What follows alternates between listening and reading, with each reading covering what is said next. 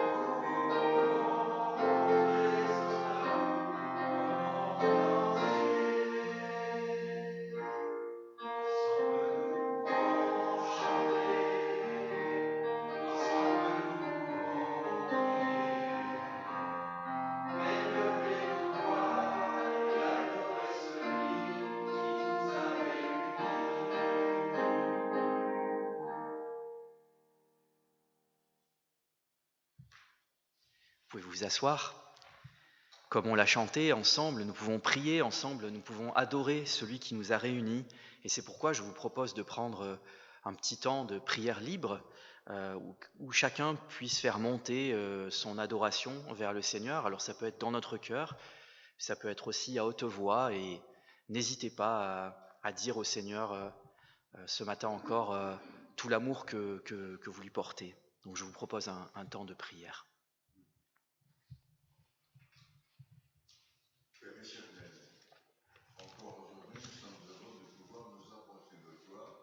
Tels que nous sommes, avec nos faiblesses, nos manquements, nos imperfections. Père éternel, mais tu es notre papa, notre berger. Et nous nous adressons à toi tel que tu es, Seigneur mon Dieu. Toi, Père éternel, nous avons besoin de ta grâce, Père éternel. Tu vois tout ce qui se passe.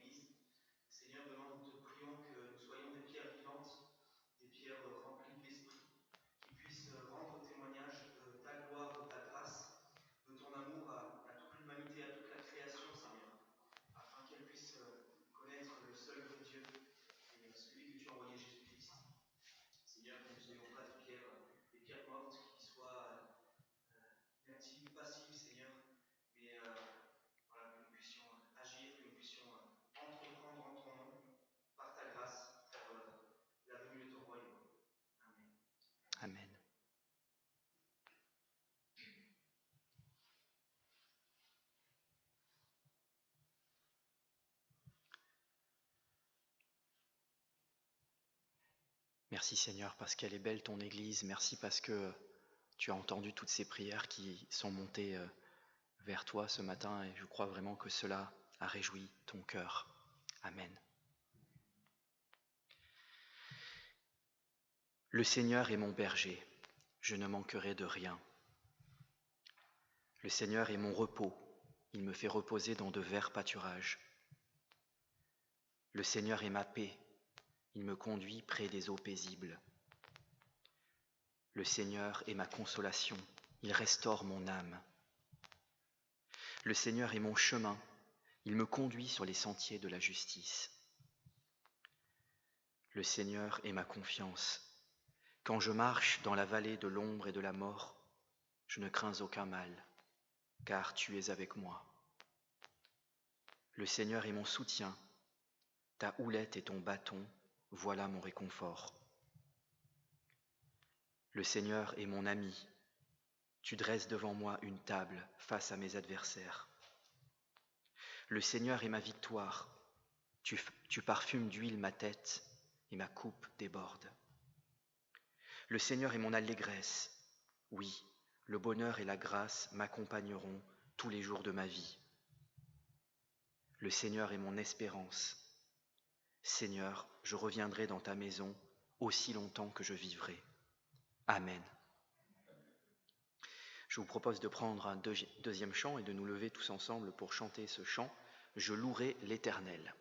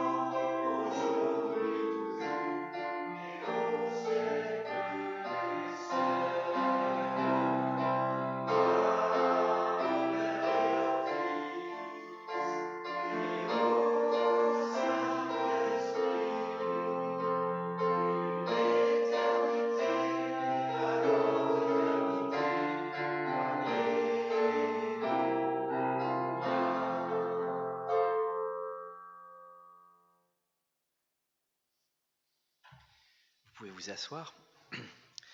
Je vais maintenant appeler notre ami et notre frère Joël, qui est de passage parmi vous, et je sais à quel point vous l'appréciez.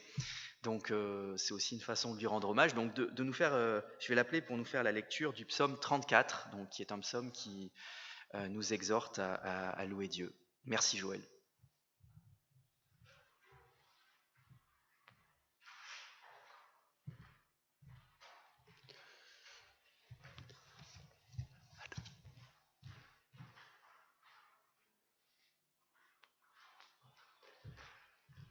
Bonjour à vous, et c'est effectivement une grande joie pour moi d'être de retour dans cette maison de paix, cette maison qui a été ma maison pendant une année. Et ça me fait toujours très plaisir de voir des nouveaux visages aussi parmi nous. Nous lisons. Psaume de David, lorsqu'il contrefit l'insensé en présence d'Abimélec, et qu'il s'en alla chassé par lui. Je bénirai l'Éternel en tout temps. Sa louange sera toujours dans ma bouche. Que mon âme se glorifie en l'Éternel. Que les malheureux écoutent et se réjouissent. Exaltez avec moi l'Éternel. Célébrons tous son nom. J'ai cherché l'Éternel et il m'a répondu. Il m'a délivré de toutes mes frayeurs. Quand on tourne vers lui les regards, on est rayonnant de joie, et le visage ne se couvre pas de honte. Quand un malheureux crie, l'Éternel entend, et il le sauve de toutes ses détresses. L'ange de l'Éternel campe autour de ceux qui le craignent, et il les arrache au danger. Sentez et voyez combien l'Éternel est bon. Heureux l'homme qui cherche en lui son refuge. Craignez l'Éternel, vous ses saints, car rien ne manque à ceux qui le craignent. Les lionceaux éprouvent la disette et la faim, mais ceux qui cherchent l'Éternel ne sont privés d'aucun bien. Venez mes fils, écoutez-moi. Je vous enseignerai la crainte de l'Éternel. Quel est l'homme qui aime la vie, qui désire la prolonger pour jouir du bonheur? Préserve ta langue du mal et tes lèvres des paroles trompeuses. Éloigne-toi du mal et fais le bien. Recherche et poursuis la paix. Les yeux de l'Éternel sont sur les justes, et ses oreilles sont attentives à leurs cris. L'Éternel tourne sa face contre les méchants, pour retrancher de la terre leurs souvenirs. Quand les justes crient, l'Éternel entend, et il les délivre de toute leur détresse. L'Éternel est près de ceux qui ont le cœur brisé, et il sauve ceux qui ont l'esprit dans l'abattement. Le malheur atteint souvent le juste, mais l'Éternel l'en délivre toujours. Il garde tous ses os, aucun d'eux n'est brisé. Le malheur tue le méchant, et les ennemis du juste sont châtiés. L'Éternel délivre l'âme de ses serviteurs, et tous ceux qui l'ont pour refuge échappent au châtiment. Parole du Seigneur.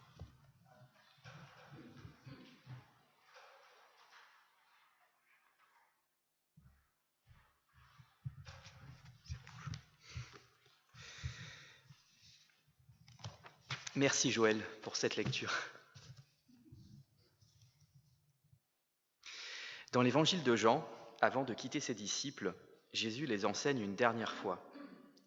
Je vous donne un commandement nouveau, aimez-vous les uns les autres. Comme je vous ai aimés, aimez-vous les uns les autres. Dans les Épîtres, les auteurs du Nouveau Testament se sont attachés à expliquer le sens de ce commandement dans la vie de l'Église. Dans l'Épître aux Romains, ne nous jugeons plus les uns les autres. Aux Corinthiens, ayez soin les uns des autres. Aux Galates, portez les fardeaux les uns des autres. Aux Éphésiens, soumettez-vous les uns aux autres. Aux Philippiens, dans l'humilité, estimez les autres supérieurs à vous-même. Aux Colossiens, supportez-vous les uns les autres. Aux Thessaloniciens, réconfortez-vous les uns les autres. Enfin, dans l'épître de Jacques, confessez vos péchés les uns aux autres et priez les uns pour les autres. Les auteurs qui ont écrit ces lettres, n'oubliez pas la promesse attachée au commandement du Christ.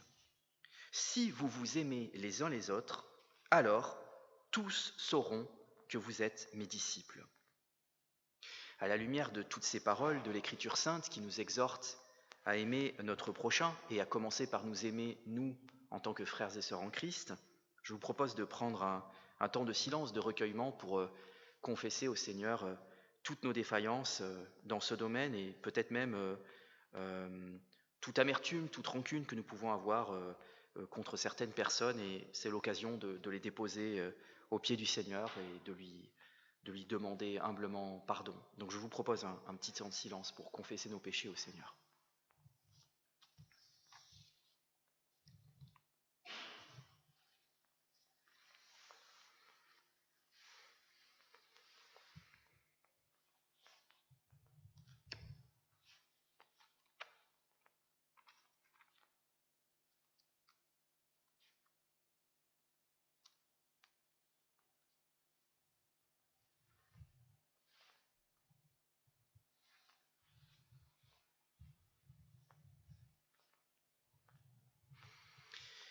Dieu Tout-Puissant, Père miséricordieux, nous nous sommes égarés loin de tes sentiers comme des brebis perdues. Nous avons tout subordonné à nos projets et nous avons cédé aux caprices de notre cœur.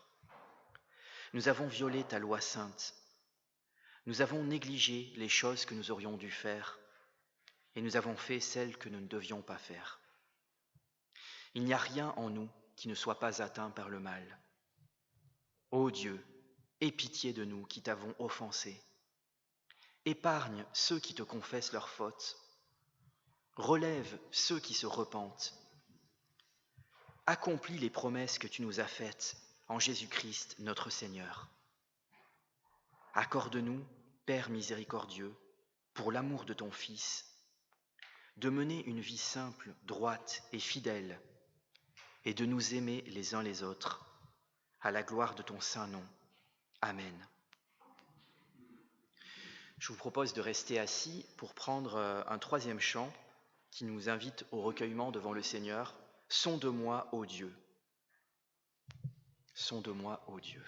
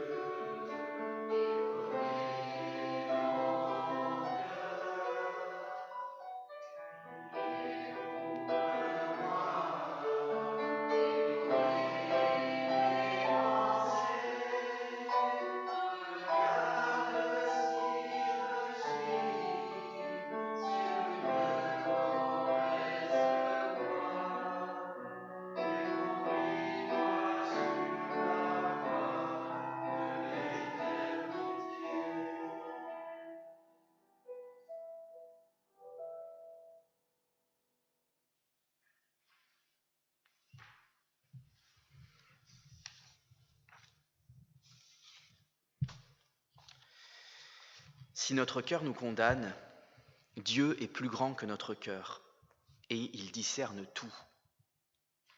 Oui, Dieu est plus grand que notre cœur. Il connaît nos faiblesses et nos tentations, nos peurs et nos hésitations, nos blessures et nos souffrances. Oui, Jésus le Christ est plus grand que notre cœur. Il a surmonté la tentation, il a combattu la crainte et la peur. Il a guéri les blessures et les tourments. Oui, l'Esprit Saint est plus grand que notre cœur. Il nous assiste dans nos tentations, il nous délivre de nos peurs, il nous accompagne dans nos épreuves. Dieu, le Père, le Fils et le Saint-Esprit est plus grand que notre cœur. Il nous relève, il nous pardonne, il nous envoie. Amen. Je vous propose maintenant de vous lever pour prendre un 4e chant. Je chanterai Gloire à l'Éternel, qui nous parle aussi du pardon du Seigneur pour nous et du prix qu'il a payé à la croix. Je chanterai Gloire à l'Éternel.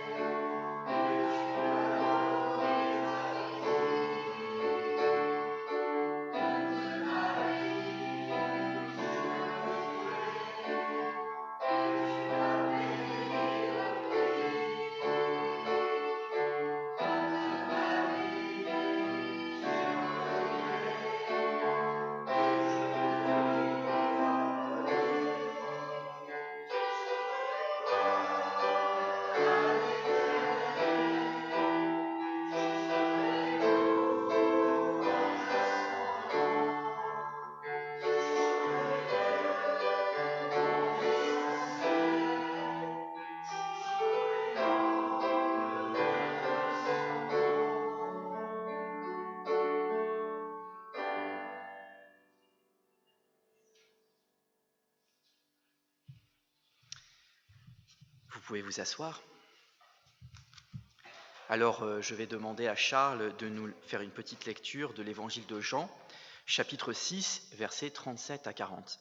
Merci Charles.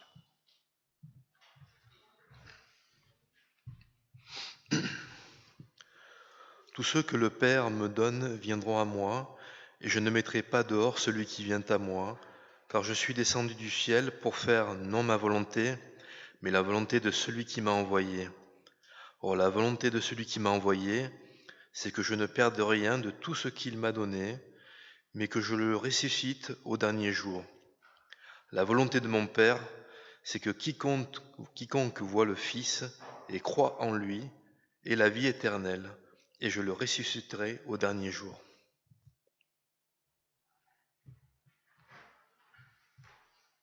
Amen.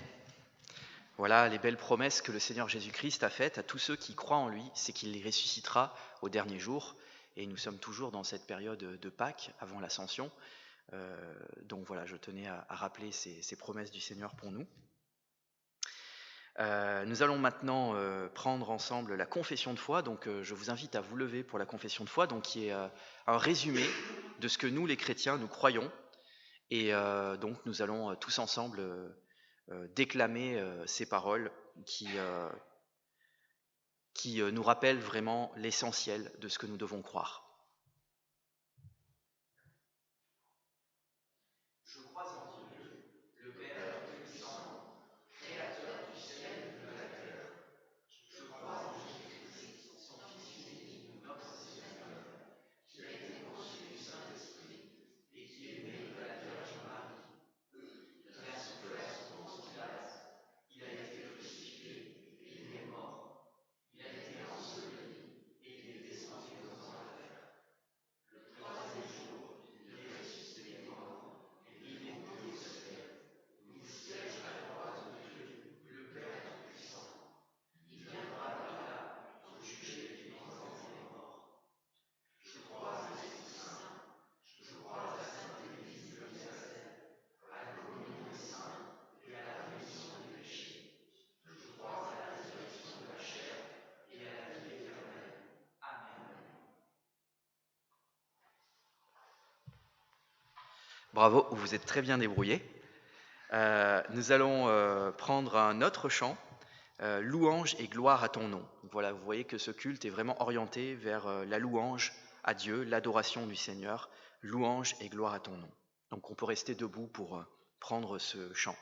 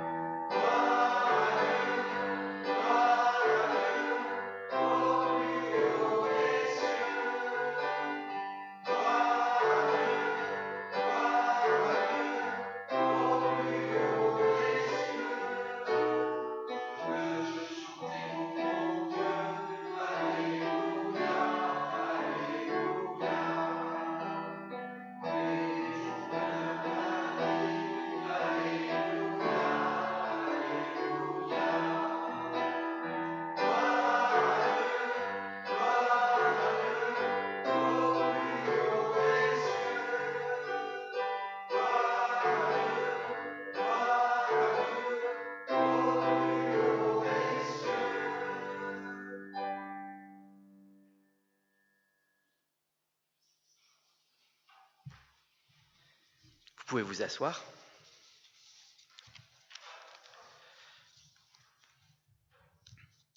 Alors, nous arrivons maintenant au temps de l'offrande. Et l'apôtre Paul, dans 2 Corinthiens 9, verset 8, nous fait la promesse suivante. Dieu a le pouvoir de vous accorder en abondance toutes sortes de biens, afin que vous ayez toujours ce qui vous est nécessaire, et qu'il vous reste encore bien assez pour toutes les œuvres bonnes. Je vais donc demander à Gérard, merci Gérard, de...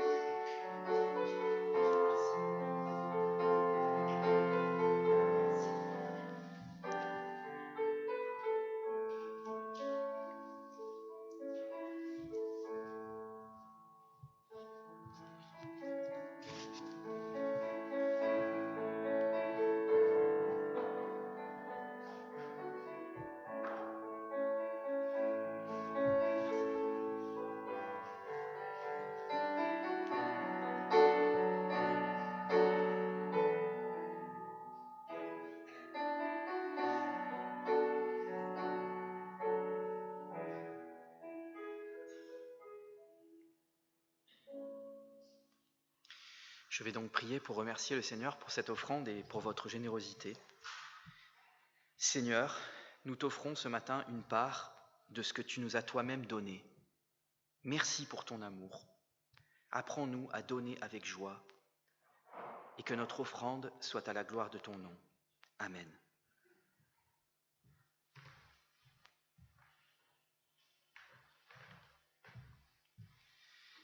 Alors, je tiens à remercier Catherine de nous avoir conduits dans la louange parce que, voilà, sans elle, ça serait difficile. Je crois que Pierre avait une annonce à nous faire, donc je vais lui laisser la place. En fait, c'est un sujet de reconnaissance que je voudrais partager avec vous. Ça fait déjà bientôt plus que 10 ans que je vis une vie pas à Marseille, à Paris, à cause de mon travail, et puis les week-ends, voire même pas tous les week-ends à Marseille. Et c'était vraiment un sujet de prière pour moi, et le fait d'être séparé de ma famille, de Catherine et de l'église, et de ne pas pouvoir être présent ici à Marseille. Et donc c'était des voyages à Paris ou voir Bruxelles, voire même l'Arabie il y a un peu plus que 10 ans. Et là j'ai trouvé un travail il n'y a pas longtemps, donc, sur Marseille. Et donc à partir du mois de juillet, je serai à plein temps à Marseille, proche de ma famille et proche de vous aussi, et je pourrai m'impliquer un peu plus dans l'église ici. Voilà, c'est un grand sujet de reconnaissance. Voilà.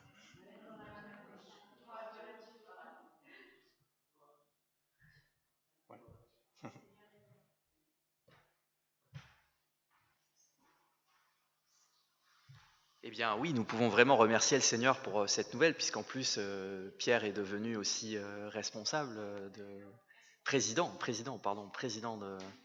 du conseil. Donc je pense que là, il n'y a vraiment pas de hasard et que voilà, c'est le Seigneur aussi qui a conduit tout ça. Donc on peut vraiment remercier le Seigneur pour ça. Je vais donc prier aussi pour Catherine et... Ok. Donc c'est Anaël, c'est ça qui s'en occupe. Ok. Eh bien Seigneur, oui, donc je vais appeler les enfants s'ils veulent bien venir pour prier pour eux.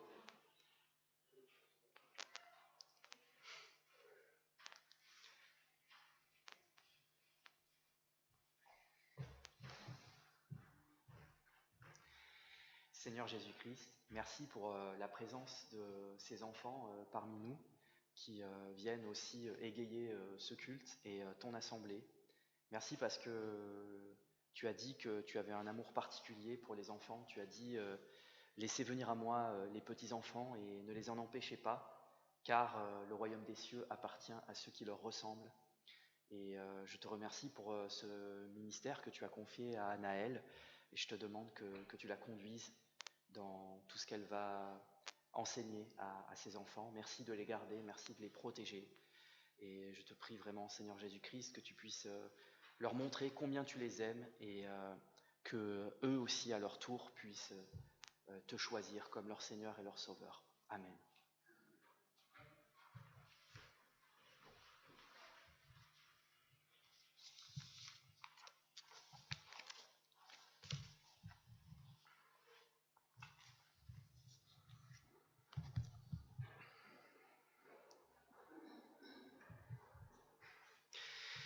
Donc nous arrivons maintenant au temps de la prédication, donc je vais essayer normalement de ne pas faire plus de 30 minutes, donc j'ai un chrono avec moi, donc voilà.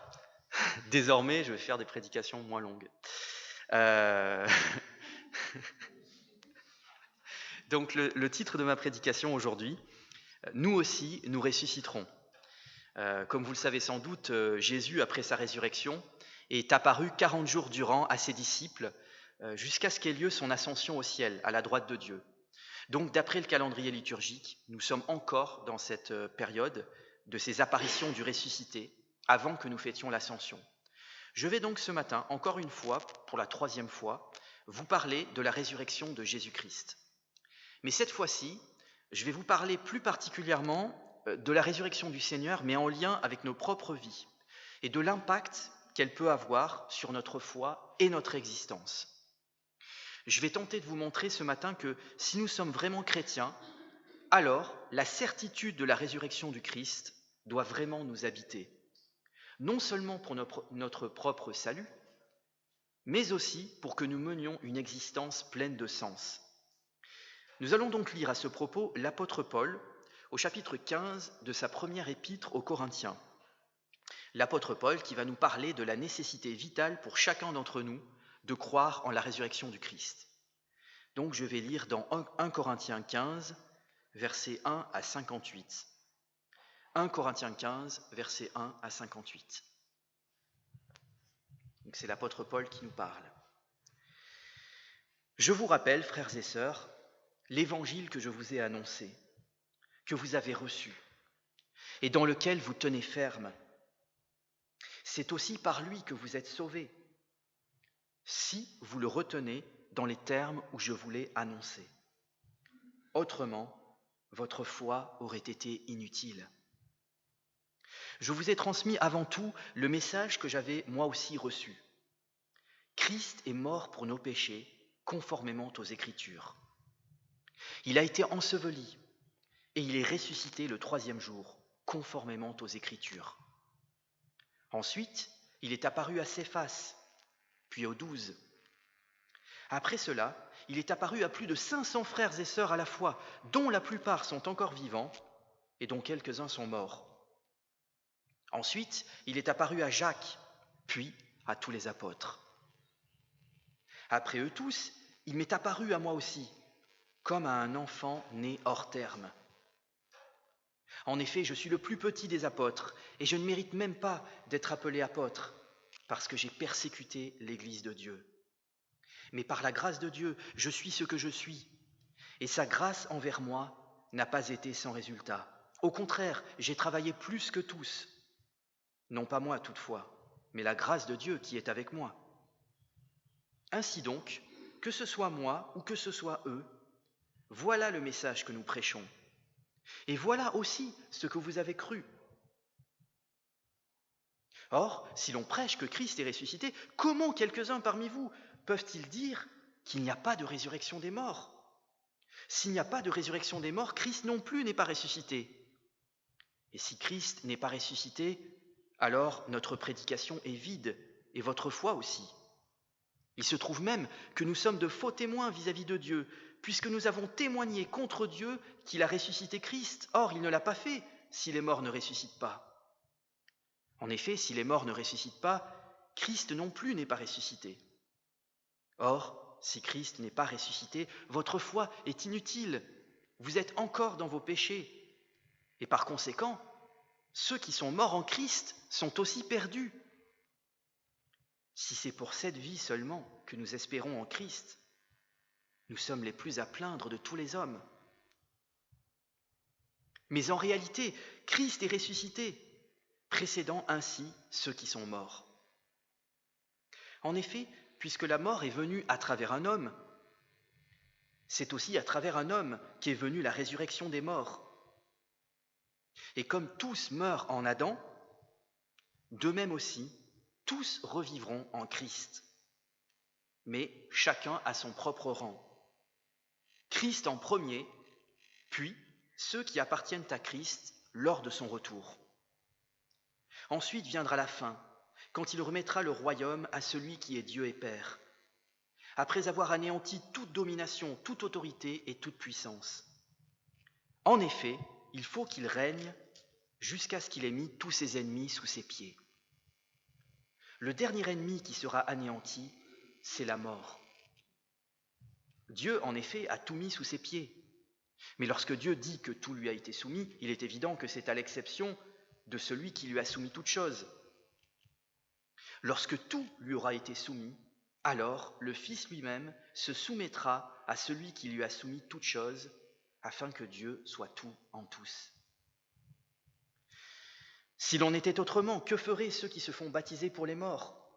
Si les morts ne ressuscitent en aucun cas, pourquoi se font-ils baptiser pour eux? Et nous, pourquoi affrontons-nous à toute heure le danger? Chaque jour, je risque la mort.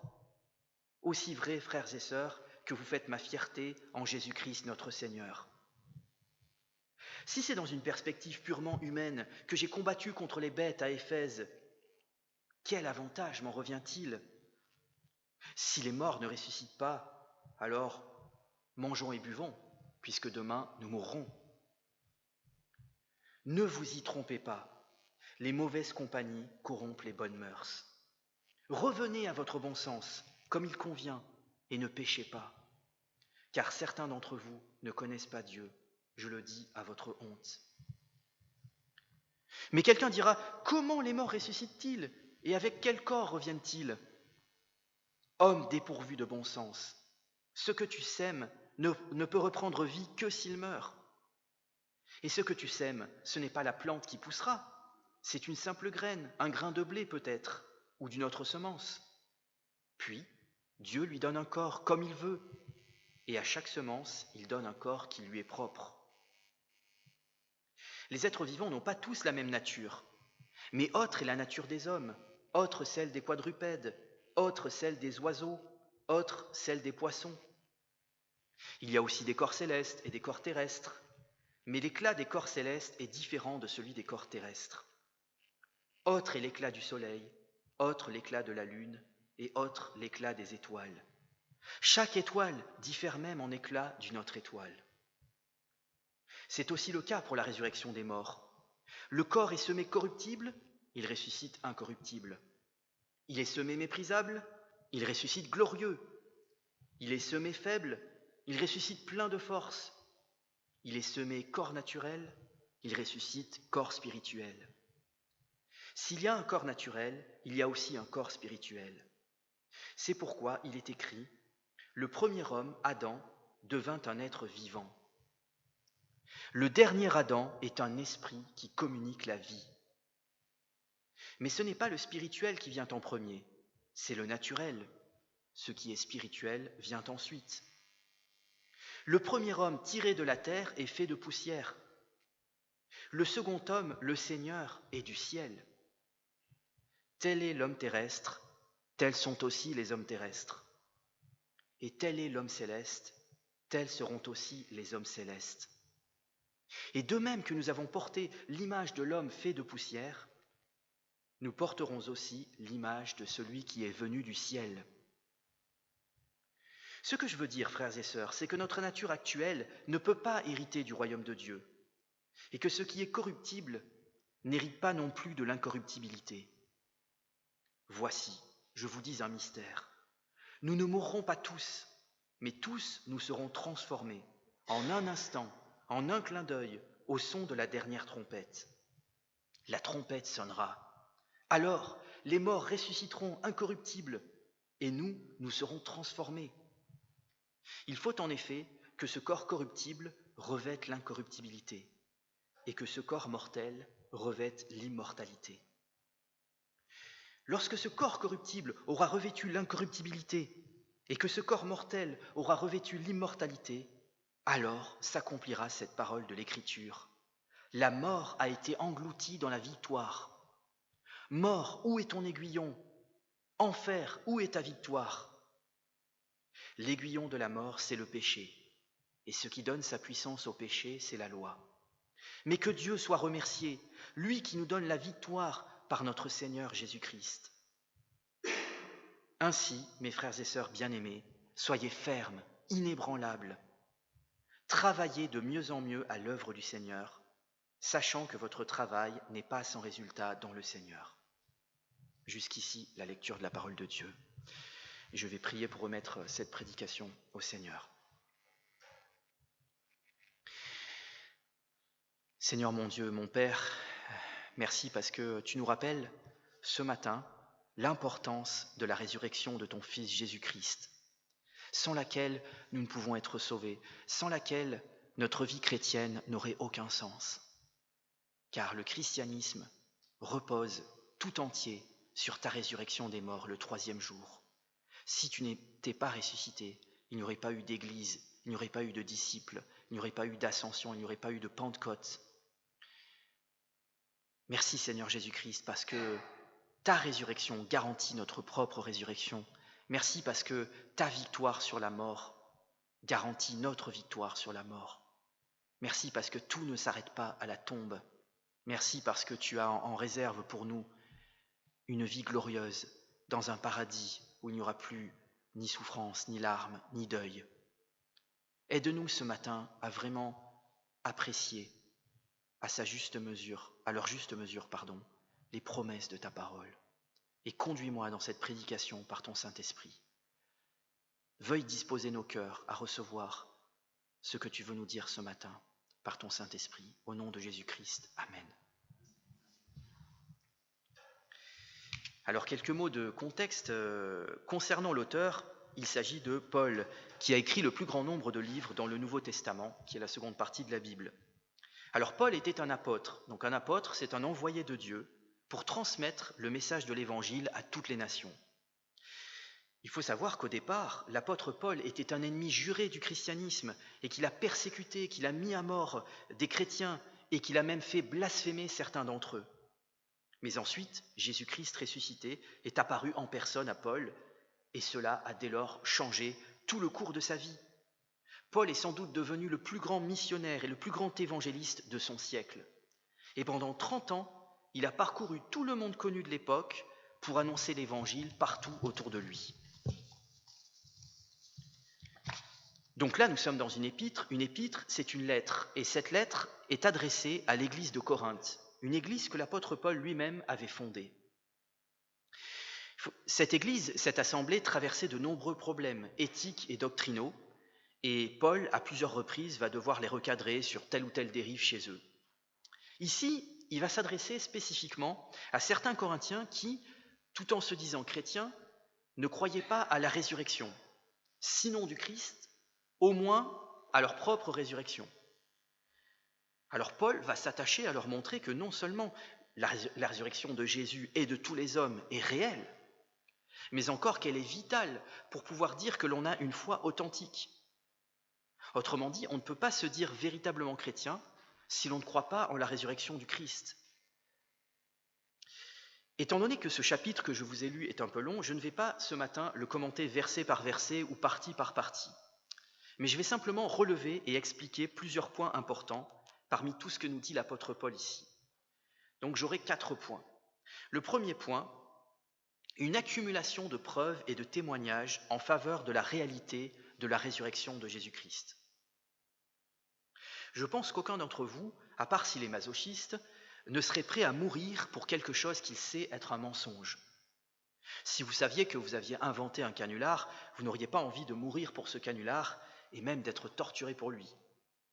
Or, les premiers chrétiens, et en particulier les apôtres, sont allés jusqu'à accepter de mourir et même d'être torturés à mort pour avoir dit qu'ils avaient vu Jésus ressusciter. Les historiens, même non chrétiens, reconnaissent que les premiers chrétiens étaient sincères dans leur foi en la résurrection et qu'ils n'étaient pas des menteurs. Car aucun menteur n'accepterait, encore une fois, de mourir et d'être torturé à mort pour quelque chose qu'il aurait inventé de toutes pièces. Et comme vous le savez sans doute, la plupart des apôtres sont morts martyrs, crucifiés, brûlés vifs, jetés au lion, torturés, etc.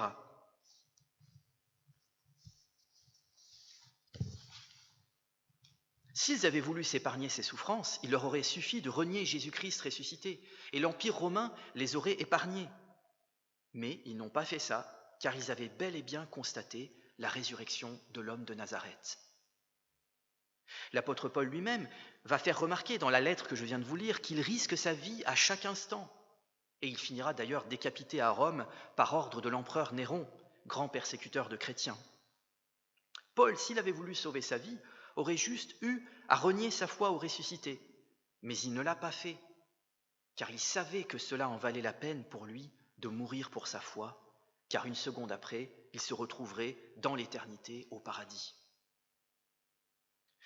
En plus, Paul, dans cette première lettre aux Corinthiens, va donner à ses lecteurs une accumulation de preuves de la résurrection du Christ le troisième jour.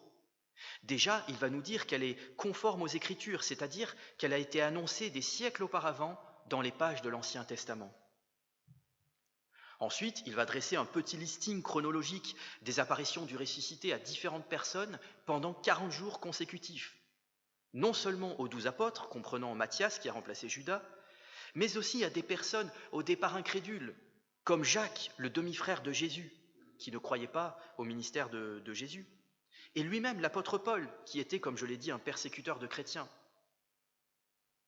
Il a fallu que le Christ apparaisse ressuscité à son frère pour que ce dernier change d'avis et devienne le pasteur de l'église de Jérusalem et l'auteur de la fameuse épître de Jacques. Quant à Paul, il n'avait pour sa part rien à gagner et tout à perdre à dire que Jésus lui était apparu ressuscité, car de persécuteur de l'Église, il est devenu à son tour persécuté. Il confesse lui-même, vous l'avez entendu dans la lecture, être de son point de vue le plus petit des apôtres et ne pas mériter d'être appelé apôtre, parce qu'il a persécuté jadis l'Église de Dieu. Pour vous prendre une image d'actualité, c'est comme si un djihadiste de Daesh, du jour au lendemain, devenait chrétien parce que Jésus ressuscité lui est apparu. C'est d'ailleurs ce qui se passe encore de nos jours.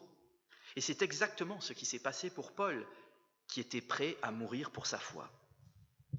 En plus de cela, comme si cela ne suffisait pas, Paul mentionne ce fait incroyable, c'est que le Christ ressuscité, nous dit-il, est apparu en même temps à plus de 500 personnes à la fois. Cela relève d'un prodige que d'imaginer que 500 personnes réunies ont pu avoir ensemble une hallucination collective. Mais Paul va plus loin encore, il mentionne le fait que la plupart de ces 500 personnes qui ont vu Jésus ressuscité sont encore vivants au moment où il écrit sa lettre. Autrement dit, si Paul avait menti, les Corinthiens auraient pu aisément le vérifier en allant auprès de ces centaines de témoins auxquels il se réfère. Ainsi, le fait que tous ces chrétiens non seulement affirment par centaines avoir vu le Christ ressuscité, mais qu'en plus ils soient prêts à mourir et à être torturés pour cela, prouve sans nul doute la réalité de la résurrection du Seigneur. Et Paul va encore plus loin en mettant en avant l'unanimité des chrétiens quant à leur message. Ils disent tous la même chose, ils disent tous que Christ est mort pour nos péchés et qu'il est ressuscité le troisième jour. Paul montre aussi par là que son message à lui ne diffère pas de celui des autres apôtres l'ayant précédé. Tout ça pour vous dire, mes chers frères et sœurs en Christ, que nous n'avons pas à rougir de notre foi au Seigneur Jésus. L'histoire et les faits nous donnent raison. Et beaucoup d'intellectuels, auparavant athées, sont devenus chrétiens simplement en enquêtant, en voulant prouver que la résurrection était fausse. Vous avez C.S. Lewis, vous avez Lee Strobel, vous avez Josh McDowell, et j'en oublie certainement, qui ont voulu prouver que Jésus n'était pas ressuscité et qui sont parvenus à la conclusion inverse. Nous avons donc toutes les raisons de croire en la résurrection de Jésus-Christ. C'était là mon premier point. Mon deuxième point, ne soyons pas les plus malheureux des hommes en croyant en vain. En effet, Paul va mettre en garde les destinataires de sa lettre contre le fait de croire en vain, ou, si vous préférez, de croire pour rien, ou d'avoir une foi inutile qui ne mène à rien. Alors qu'est-ce que ça veut dire avoir une foi inutile ? Dans le contexte de la lettre, cela veut dire croire de manière incomplète, parcellaire, et ne pas retenir l'Évangile dans les termes où il nous a été annoncé. L'Évangile, c'est la bonne nouvelle du salut en Jésus-Christ. Et comme vous le savez, ce salut passe par la mort, par l'ensevelissement et par la résurrection de Jésus-Christ. Si je mets en doute l'un de ces trois faits, l'un de ces trois éléments relatifs à la vie de Jésus-Christ, alors, à la lumière de ce que dit l'apôtre Paul, je peux sérieusement m'interroger et me demander si je suis vraiment chrétien. Car croire en vain ou avoir une foi inutile, ça peut, par exemple, être le fait de croire en l'existence de Dieu et en la mort de Jésus, mais de ne pas croire, par contre, à sa résurrection. L'apôtre Paul dit dans ce cas que notre foi est inutile, qu'elle ne nous sert à rien, et même, plus fort encore, qu'elle ne nous sauve pas. Nous sommes, dans ce cas, dit l'apôtre Paul, les plus malheureux de tous les hommes, ou, suivant les traductions, les plus à plaindre de tous les hommes. Si, comme il l'écrit, c'est pour cette vie seulement que nous espérons en Christ. En d'autres termes, ce que dit l'apôtre Paul, c'est la chose suivante. S'il n'y a pas de vie après la mort, s'il n'y a pas de paradis ou d'enfer, alors à quoi ça sert d'être chrétien ? À quoi ça sert de sacrifier inutilement sa vie pour une foi inexistante, pour la foi en une chimère, en une invention ? Autant alors être athée et jouir de l'instant présent.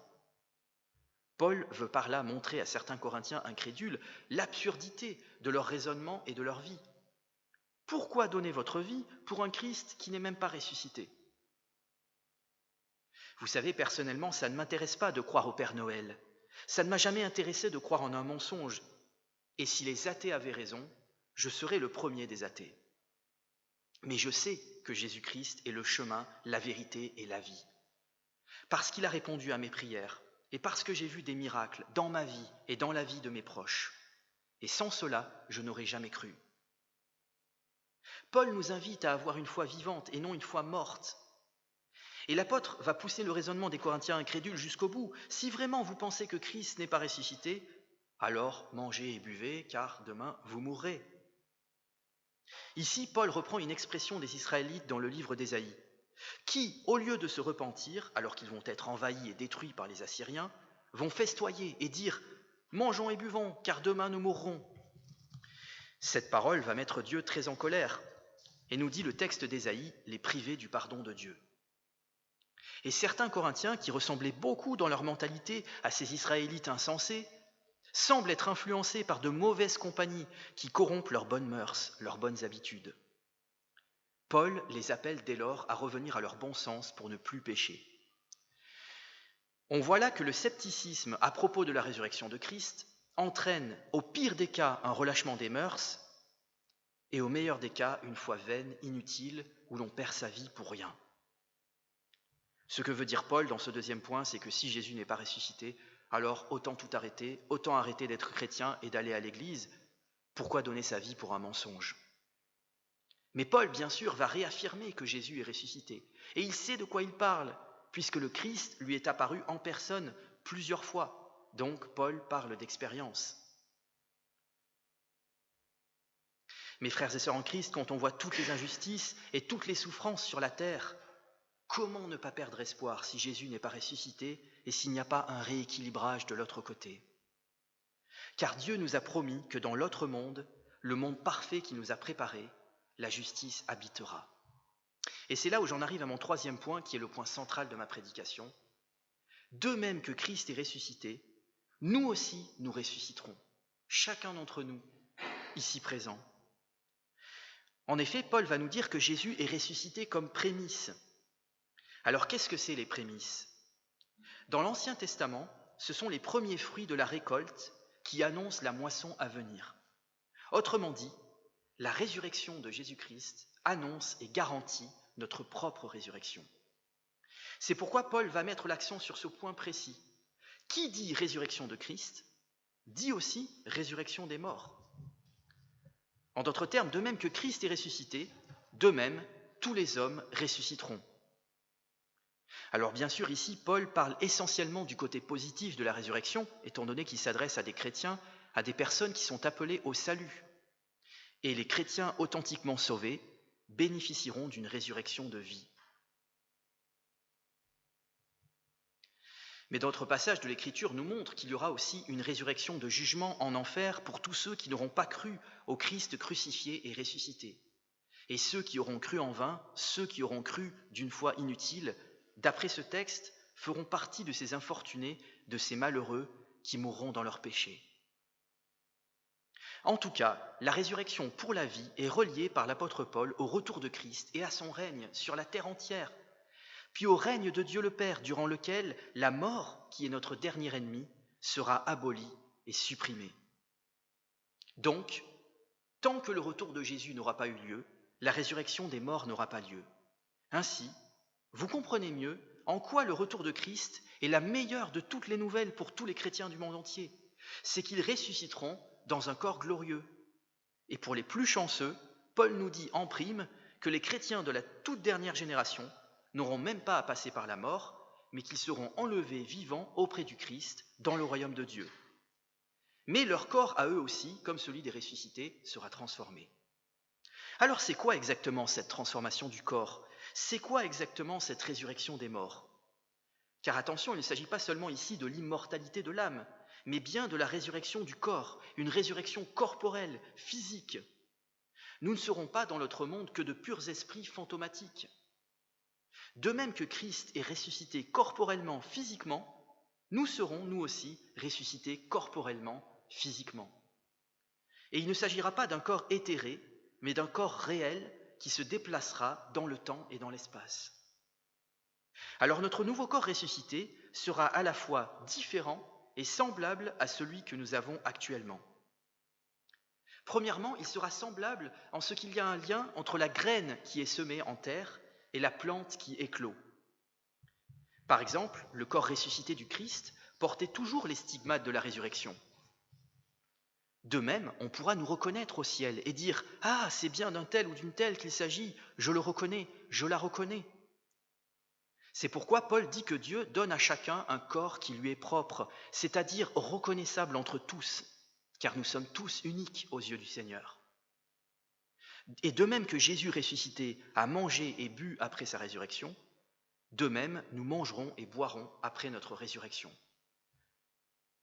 Mais notre corps ressuscité, tout en étant semblable à notre ancien corps, sera différent, en ce qu'il aura de nouvelles propriétés, comme avoir la capacité d'apparaître et de disparaître et de passer à travers les murs comme l'a fait Christ lors de sa résurrection.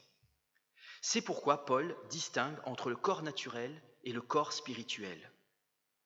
Alors le corps naturel, c'est notre corps actuel, mais le corps spirituel, ce sera notre corps ressuscité. Et de même que la graine vient avant la plante, de même notre corps naturel existe avant notre corps spirituel. Et dans le grec, il y a l'idée que notre corps naturel est caractérisé ou dirigé par notre âme humaine, imparfaite et pécheresse, tandis que notre corps spirituel sera caractérisé ou dirigé par le Saint-Esprit de Dieu, c'est-à-dire par Dieu lui-même. Autrement dit, chacun des mouvements de notre corps ressuscité sera dirigé par Dieu lui-même, de telle sorte que nous ne pourrons plus pécher. Une autre différence entre notre ancien corps et le nouveau corps que nous aurons, c'est que notre corps actuel subit les conséquences du péché.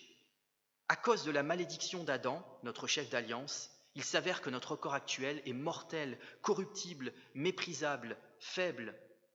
Tandis qu'à cause de la bénédiction de Christ, notre nouveau chef d'alliance, notre corps futur sera immortel, incorruptible, glorieux, plein de force. Car comme le dit l'apôtre Paul, le dernier Adam, qui n'est autre que Jésus-Christ, est un esprit qui communique la vie. Dès lors, au travers de ce nouveau corps ressuscité, qui nous sera donné à jamais par le Seigneur, nous expérimenterons une victoire totale sur la mort.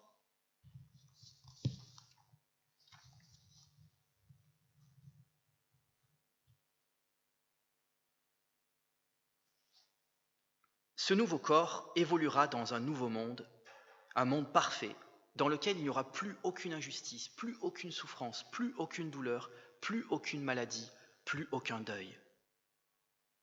Et cette victoire sur la mort, l'apôtre Paul dans sa lettre n'en parle pas seulement au futur, mais même déjà au présent. Nous l'obtenons d'ores et déjà par la foi, puisqu'il nous dit que Dieu soit remercié, lui qui nous donne la victoire par notre Seigneur Jésus-Christ. Et c'est là où j'en arrive à mon quatrième et dernier point, c'est que la réalité de la résurrection de Jésus nous encourage à aller de l'avant dans notre foi et dans notre mise en pratique de la foi. Nous avons un double encouragement de l'apôtre Paul. Un premier encouragement qui a plutôt un rapport avec notre foi. Rester ferme dans notre foi et ne pas nous laisser ébranler, c'est-à-dire ne pas douter de l'existence historique de Jésus-Christ, de sa mort, de son ensevelissement et de sa résurrection. Le travail de Satan est de nous faire douter de notre foi, de l'infaillibilité des Écritures, de l'existence de Dieu, de l'existence de Jésus, de sa résurrection, etc. Mais comme je vous l'ai montré ce matin, nous avons toutes les raisons de croire au miracle de la résurrection du Christ. Non seulement l'histoire va dans notre sens, mais tout ce qui nous a été donné de vivre personnellement avec le Seigneur, toutes les expériences intimes que nous avons faites avec le ressuscité, ne font que nous confirmer que nous avons pris la bonne porte. Et le deuxième encouragement de l'apôtre Paul a plutôt un rapport avec la mise en pratique de notre foi, et j'en terminerai là. Travaillez de mieux en mieux, travaillez sans relâche pour le Seigneur, car, puisque Christ est ressuscité, notre foi n'est pas inutile et les œuvres que Dieu a préparées d'avance pour nous ne sont pas inutiles. Oui, Christ est réellement ressuscité et nous aussi nous ressusciterons. La résurrection de Jésus est donc un puissant stimulant pour notre foi et pour notre vie de foi. Que le Seigneur nous donne de nous préparer à la Sainte Seine dans cet état d'esprit. Amen.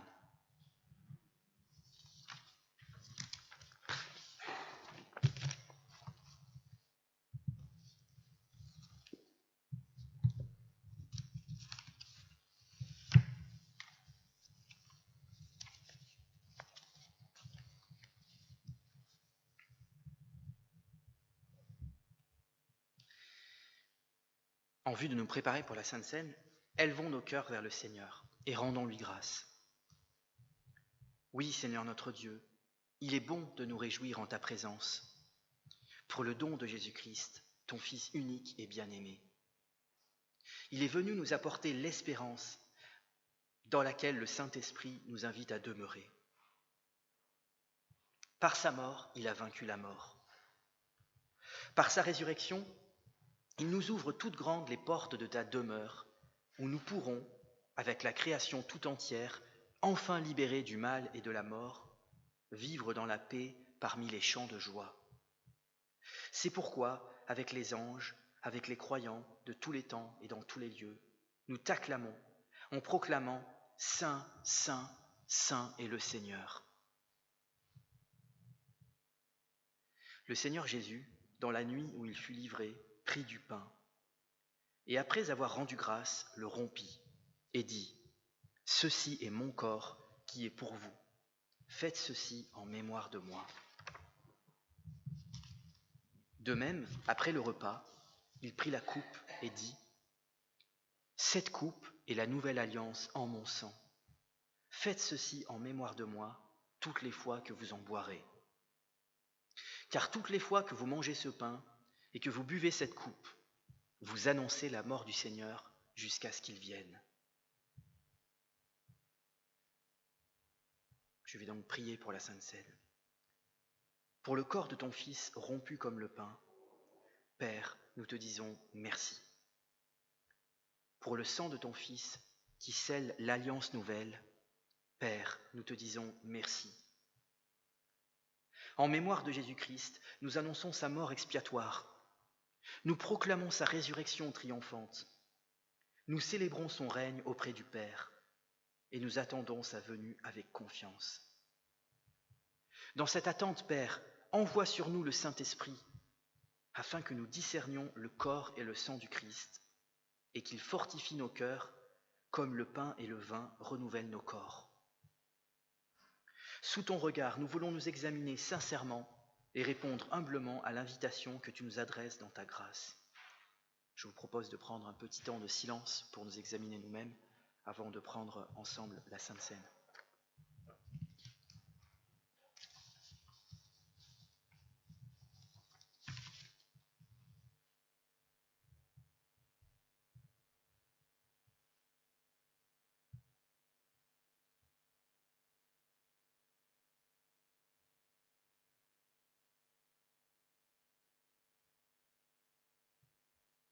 Seigneur, ce matin, donne-nous de pouvoir prendre part ensemble à ta table, et que personne, aucun de ceux qui croient en toi, en ta mort, en ton ensevelissement, en ta résurrection, ne se prive de tes bénédictions.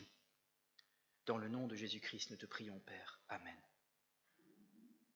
Je vais donc appeler Gérard pour la distribution des éléments.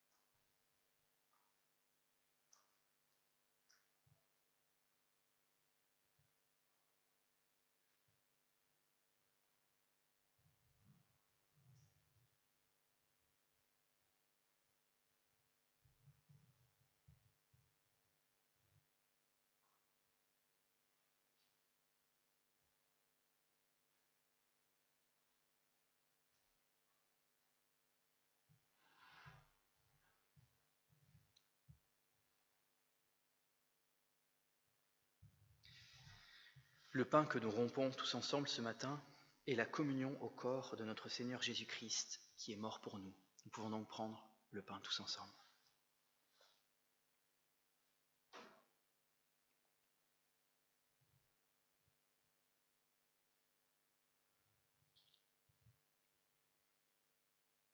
La coupe de bénédiction pour laquelle nous rendons grâce est la communion au sang de notre Seigneur Jésus-Christ, le sang de la nouvelle alliance qui a été répandu pour nous pour le pardon de nos péchés. Nous pouvons donc prendre la coupe tous ensemble.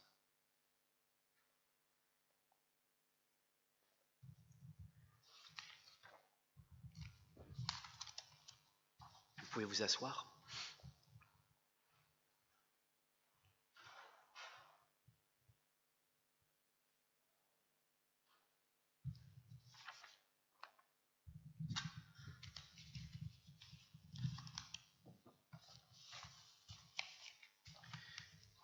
Pour la force et le réconfort que tu nous as donnés par le corps et le sang du Christ, Seigneur, nous te louons. Pour la joie de ce repas pris en communion avec le ressuscité, Seigneur, nous te bénissons. Pour l'unité en un même corps de tous ceux qui ont participé ce matin au même pain et à la même coupe, Seigneur, nous te rendons grâce. Pour ce signe de ton royaume qui vient, Seigneur, nous t'exaltons. Amen. Que la paix soit avec vous tous qui êtes en Jésus-Christ.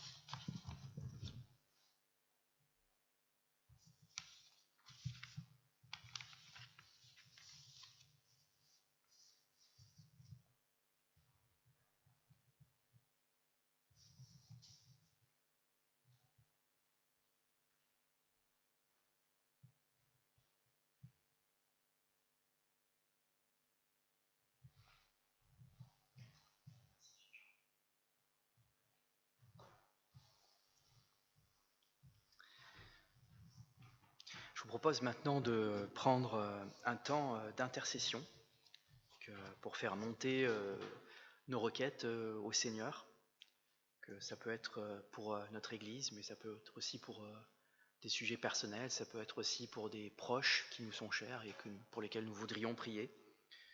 Donc sentez-vous libre de prendre un petit temps de prière et vous pouvez prier à voix haute ou dans votre cœur.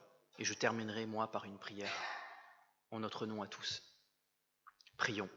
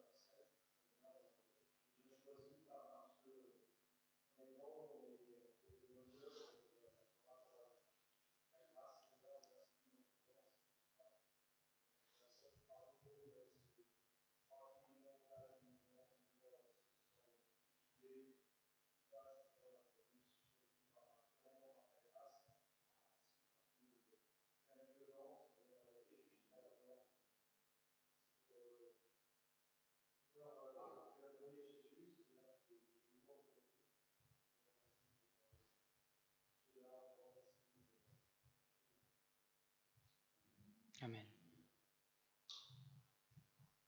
Père éternel, nous sommes apôtres de toi et nous avons, Seigneur mon Dieu, pouvoir méditer ta parole. C'est notre pain de vie quotidien, c'est la nourriture de nos âmes. Qu'elle fasse sa demeure dans nos cœurs, qu'elle porte nous. Toi, Père éternel, nous apportons de toi avec nos faiblesses, nos manquements, nos imperfections. Nous nous confions uniquement en toi, Seigneur. Et nous apportons tout ce qui se passe qui n'est pas à voir, qui se passe dans notre pays et dans les pays voisins, toi où ton peuple est persécuté, maltraité, torturé, Seigneur. Père éternel, nous te demandons, toi, dans ces pays où il y a la persécution, la cruauté, Seigneur mon Dieu, d'envoyer des ouvriers dans la moisson, Seigneur. Toi, le peuple, même persécuté, il a besoin de toi. Crie à toi, Seigneur mon Dieu. Et Seigneur mon Dieu, crie à toi parce qu'il n'a pas encore. Nous avons la foi en toi de déplacer les montagnes, faire des choses extraordinaires, que nous ne soyons même pas, Seigneur mon Dieu. Oh, nous sommes heureux encore aujourd'hui de pouvoir te louer, t'adorer et t'apporter la reconnaissance de nos cœurs et de nos âmes. Oh Père éternel, nous croyons en toi, Seigneur mon Dieu. Nous savons que, Seigneur mon Dieu, rien n'est impossible. Ce que tu as fait il y a 2000 ans, tu le fais encore. Tu es toujours le même hier, aujourd'hui, éternellement et toujours. Nous mettons uniquement notre foi en toi et nous sommes heureux, Seigneur. Gloire à toi. Gloire au Père, gloire au Frère Esprit. Et que tout soit fait pour la gloire de ton nom, dans le nom de Jésus, notre bien-aimé Seigneur. Amen. Amen. Merci. Seigneur, parce que en mourant sur la croix et en ressuscitant, tu as vaincu la mort. Merci Seigneur, parce que pour nous tous, que nous puissions nous apporter cette victoire et vaincre le péché. Amen.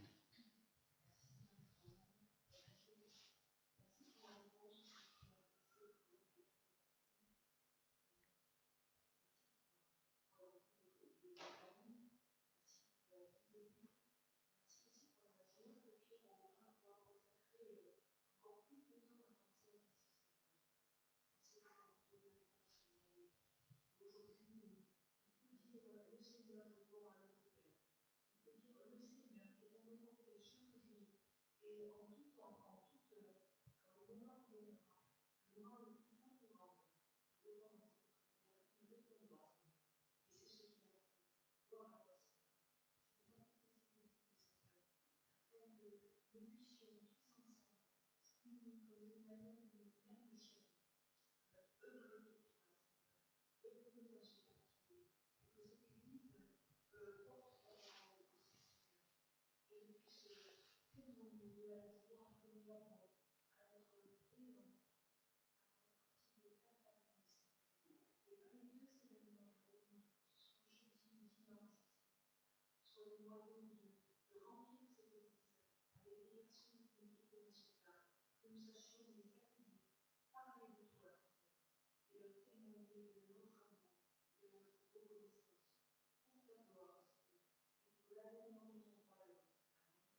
Amen.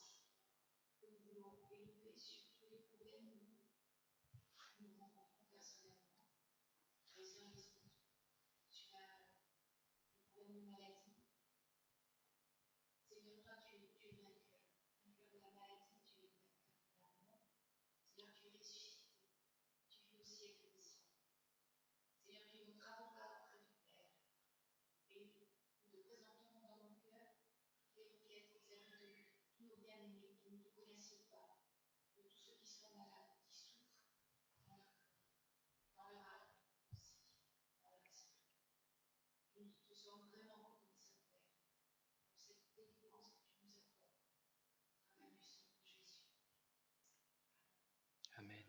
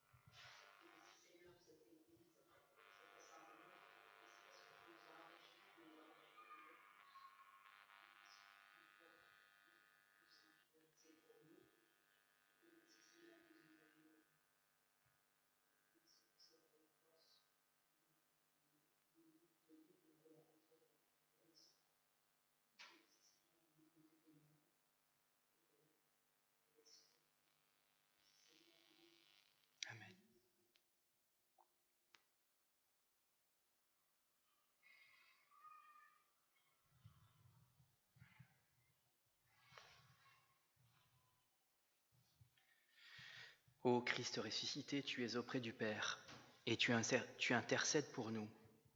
Accueille ces prières que nous te présentons. Tu es devenu le chef de l'Église. Accorde-lui la grâce de te servir partout, avec courage et avec zèle. Tout pouvoir t'a été donné au ciel et sur la terre. Manifeste ta puissance parmi les peuples et ceux qui les dirigent. Veille sur notre pays et sur ses magistrats. Seigneur vivant, tu as promis à tes disciples que leur tristesse serait changée en joie. Console les affligés et relève ceux qui perdent courage. Affermis leur foi en ta victoire. Tu es entré dans ta gloire à travers beaucoup de souffrances. Viens au secours de ceux qui souffrent et guéris les malades. Tu as vaincu la mort, tu lui as enlevé sa puissance. Maintiens-nous dans l'espérance de la résurrection et sois avec nous à notre dernière heure. Amen. Je vous invite à vous lever pour recevoir la parole d'envoi et de bénédiction. Le Christ est mort pour tous, afin que ceux qui vivent ne vivent plus pour eux-mêmes, mais pour celui qui est mort et ressuscité pour eux. Que le Dieu de paix vous rende capable de pratiquer tout ce qui est bien pour que vous accomplissiez sa volonté. Qu'il réalise en nous, par Jésus-Christ, ce qui lui est agréable. À Jésus-Christ soit la gloire pour toujours. Amen. Je vous souhaite à tous un bon dimanche. Et Anne-Marie a une ou des annonces à nous faire? Je vais aller. Pardon. Oui, donc comme chaque mardi, il y a l'étude biblique à 20h par l'intermédiaire de Telegram. Mais cette semaine, nous avons 2 événements importants. Je vous en ai déjà parlé les dimanches précédents. Donc le jeudi de l'Ascension à 10h ici avec plusieurs églises sœurs de notre union. Et donc à 10h, ce sera suivi d'un repas fraternel. Et puis dimanche, donc ce sera un culte particulier, un culte de louange. Et à cette occasion, le pasteur Pierre Almeras sera là avec son groupe, ses chanteurs, ses musiciens, et il y aura aussi la chorale gospel. Donc c'est l'occasion pour nous de nous faire connaître et de parler de Dieu et de témoigner de notre foi. Donc il y a des flyers qui sont sur la table là-bas. N'hésitez pas à les prendre et à les utiliser, à les faire circuler. Voilà, on espère que vous serez nombreux. Certains d'entre vous m'ont déjà dit « je serai là, je serai pas là ». Donc, merci de venir me préciser, parce que ça va demander une certaine organisation, vu le nombre de personnes que nous attendons, et nous espérons, pour le 21, en tout cas pour dimanche. Et donc, merci de venir me dire si vous serez présent ou pas. Voilà, bon week-end.